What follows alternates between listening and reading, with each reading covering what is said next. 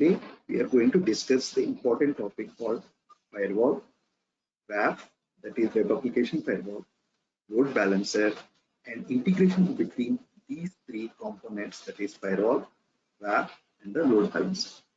First, let me try to understand what is a firewall. A firewall is a network security system that prevents unauthorized access to your network. That means a firewall is a system that is to prevent unauthorized access from entering a private network by filtering the information that comes in from the internet. The second point is a firewall inspects incoming and outgoing traffic and blocks the unnecessary traffic and allows only necessary traffic. That is, a firewall helps to block unnecessary information and allows only the necessary information to your private network. The third point is a firewall filters the network data and allow the network data based on the rules defined in the firewall. That is a network administrator will be defining these rules based on your organization requirements. That is, what is the IP address which are allowed, what is the port which are allowed, what is the protocol in the destination. There are a set of different of rules which are defined by the network administrator. Based on these rules, your information is passed to the private network. The third point is a firewall is the protocol layer 3 and 4 in the OSI model. We have 7 layers in the OSI model, and these falls under third and fourth layer. The next one is already discussed. Network administrator defines the network rules, or it is also called the access control levels based on the below parameters. One is IP address. You can specify what is the IP address which are allowed. Port, which port, for example, 80, 8080 or 4443, what are the ports which are allowed.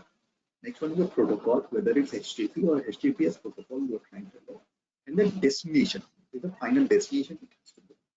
Note, based on the above rules, that firewalls allow the traffic to enter into the network or deny the traffic in entering into the network. Next one is WAF. Let me try to understand the WAF. A WAF, web application firewall, or a WAF, helps in data filtering, monitoring, and protects the web application from attackers like cross-site scripting, SQL injections, DDoS, and CSRF. So these type of attacks can be prevented by using the WAF.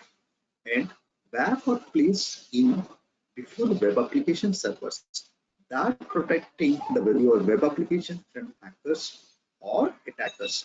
A firewall is a protocol layer 1 application in the OSI model. In the previous slide, we have discussed that there are 7 layers, and WAF, this is the layer 1, that is the application.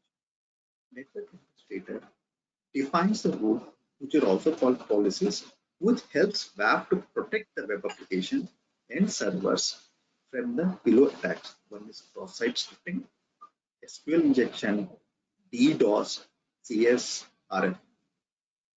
Next one is, let me try to understand the load balancer. A load balancer can be deployed as a software or a hardware, or it can be both, which will effectively distribute load to multiple servers. A load balancer are used to provide availability, scalability to your web applications. One is, based on the load, it's easily add or remove the server from the load balancer. Load balancer will monitor the servers and will send the request to those servers which are up and running. Okay. That means a load balancer acts as a bridge between your client and the application servers. Whenever there is a more load, you can easily add a server to the load balancer. Or if the load is less and based on your requirement, you can easily remove it. So based on your load, like 10 users are trying to access, 100 users are trying to access, the load will be distributed among all servers. And the commonly used algorithm is a round robin, is a commonly used algorithm, the load balancer. Make the request to the servers which are available. And load balancer or user a sticky session feature to bind a user session to a specific instance. This ensures that all requests from the user during the session or sent to the same instance. That means to maintain the sticky session. The sticky session is whenever the sticky session is bind to the session, the same session, the request to until under the session is killed is made.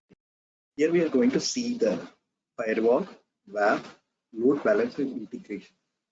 If you see the A picture, it's the first step. Client, that is internal or external user, access the protected page from the internet. That is example www.xx.com, where he will be accessing this page. The public IP which are associated to the domain is routed to the firewall.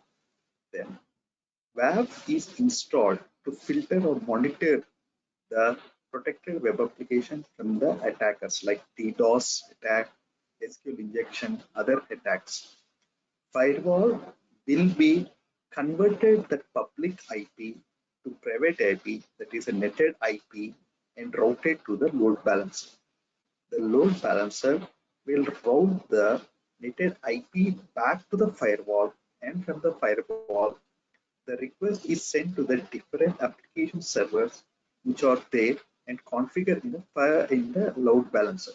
Firewall will be routed back to the request to the multiple application servers based on the algorithm which is configured in the load balancer. This is how the integration can be happen with the firewall, WAF, load balancer integration. Thank you.